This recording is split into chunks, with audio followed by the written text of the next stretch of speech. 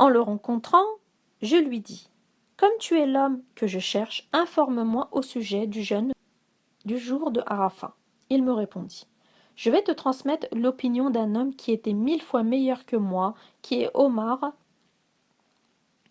ou suivant une variante, bin Omar. Il interdisait aux hommes de jeûner en ce jour, leur disant qu'il est le grand pèlerinage. » Le deuxième, Al-Aref al-Awar, a rapporté qu'il demandait Ali à propos des grands pèlerinages et lui répondit qu'il est le jour du sacrifice. Telle était aussi l'opinion de Abdullah ben Abi Aufa et Al-Mujira ben Shuba. Ce que soutient encore cette opinion est ce récit raconté par Abdurrahman ben Abi Bakr.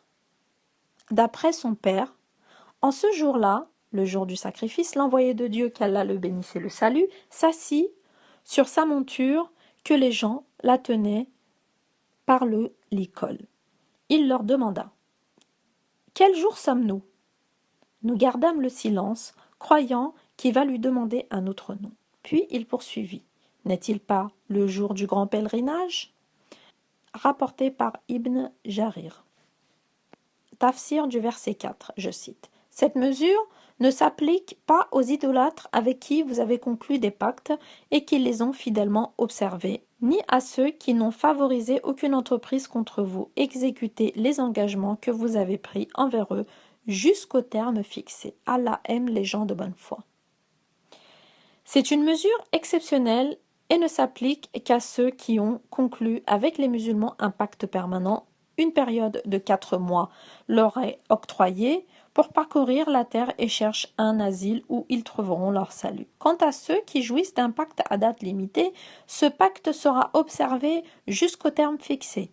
Mais de toute façon, les uns et les autres doivent, durant la validité du pacte, respecter les clauses sans aider quiconque contre les musulmans.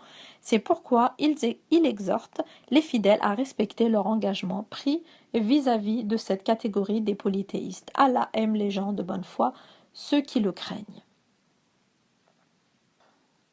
Tafsir du verset 5, je cite. À l'expiration des 4 mois sacrés, combattez les idolâtres partout où vous les trouverez, capturez-les, cernez-les, coupez-leur toute retraite. S'ils se soumettent, s'ils observent la prière, ils paient la dîme, laissez-les en paix, Allah est miséricordieux et clément. Quels sont ces mois sacrés? Une question qui a suscité tant d'opinions. Ibn Jarir a dit qu'il s'agit des 4 mois cités dans ce verset. 4 de ces mois sont sacrés, voilà la vérité.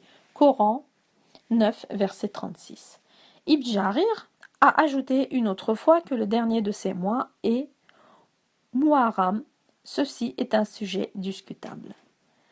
Ibn Abbas a précisé qu'ils sont la période octroyée aux idolâtres pour circuler dans le pays selon les versets. Puis Dieu a dit, à l'expiration des 4 mois sacrés, c'est-à-dire après l'écoulement des 4 mois désignés, où tout combat est interdit, pour permettre à ces gens-là de se décider de leur sort durant, partout où vous les trouverez, tuez-les. Nous allons revenir à cette question plus loin. Après cette période déterminée, l'ordre de combattre les idolâtres fut donné. Combattez les idolâtres partout où vous les trouverez, sans distinction entre un pays et un autre. Toutefois, il y a une exception, qui est la maison sacrée selon ce verset. Ne les combattez pas dans l'oratoire sacré, à moins qu'ils ne vous y attaquent. S'ils vous y attaquent, tuez-les. Coran, sourate 2, verset 191.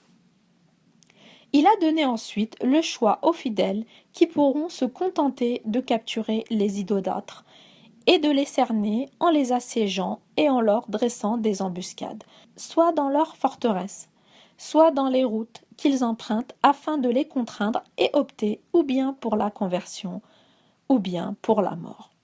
Une fois ces polythéistes soumis, en traduisant cette soumission par des pratiques religieuses imposées, s'ils observent la prière et paient la dîme, laissez-les en paix.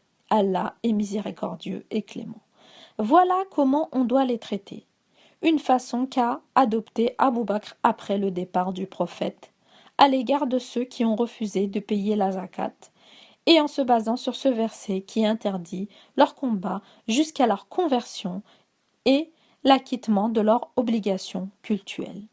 Donc, ce qu'on doit demander aux idolâtres consiste à les appeler à la profession de la foi, l'observance de la prière, qui est le droit sacré de Dieu, à lui la puissance et la gloire, puis l'acquittement de la zakat, qui est le droit des pauvres et misérables, qui est aussi considéré comme étant l'œuvre le plus noble à l'égard des créatures.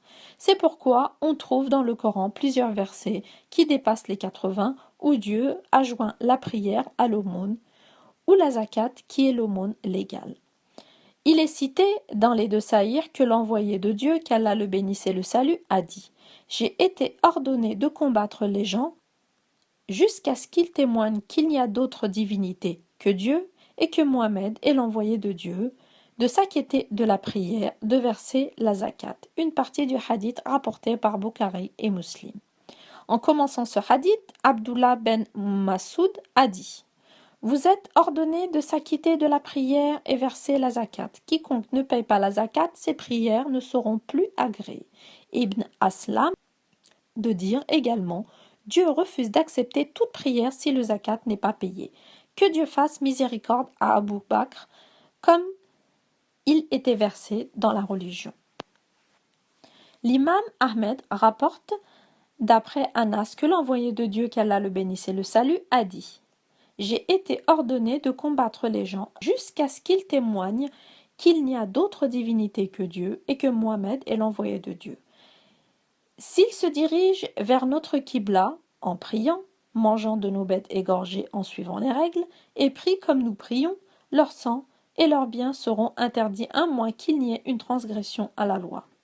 S'ils font tout cela, ils jouiront des mêmes droits que les musulmans et observeront les mêmes obligations. » Le repentir de ces idolâtres, comme a dit Anas, consiste à renier leur Dieu et à adorer le Seigneur et à faire la prière et à verser la zakat. Dieu a dit à leur propos dans un autre verset « S'ils se soumettent, s'ils observent la prière et qui paient la dîme, ce sont vos frères en religion. » Coran 9, verset 11.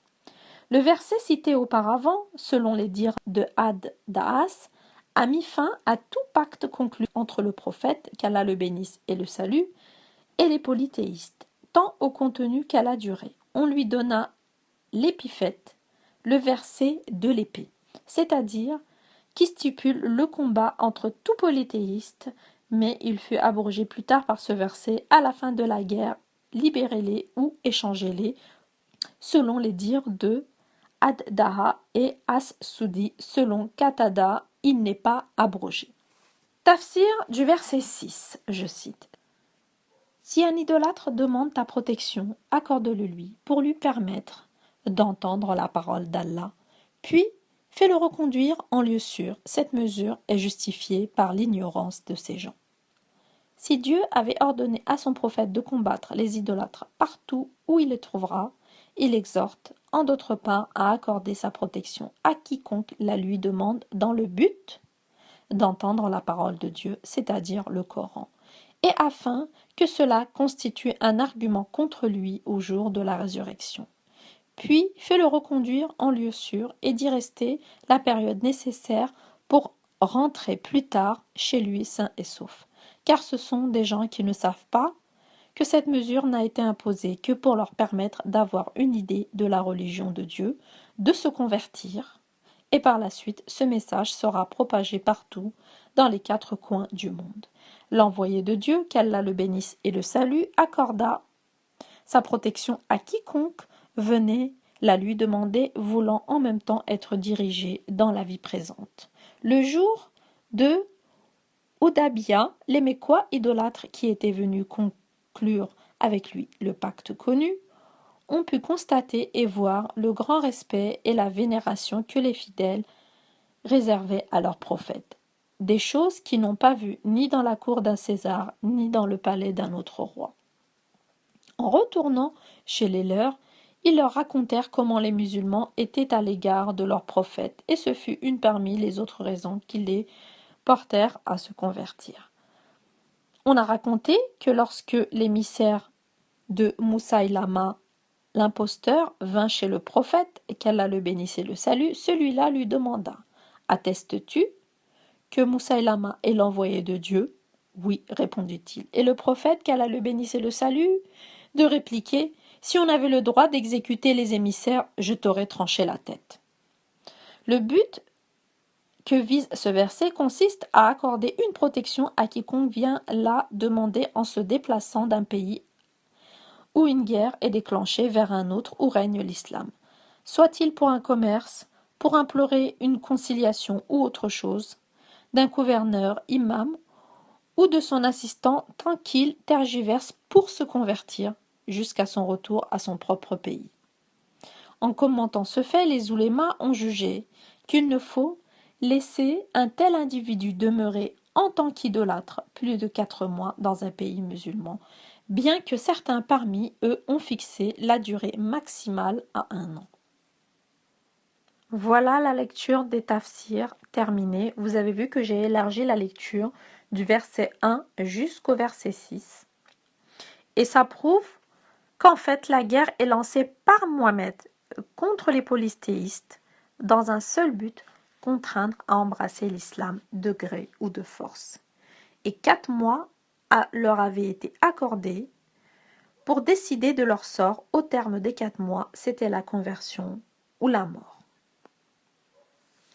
Donc voilà, cette vidéo est terminée et j'espère que vous allez la partager massivement afin que la vérité soit dévoilée au plus grand nombre, qu'ils soient musulmans ou non musulmans, etc.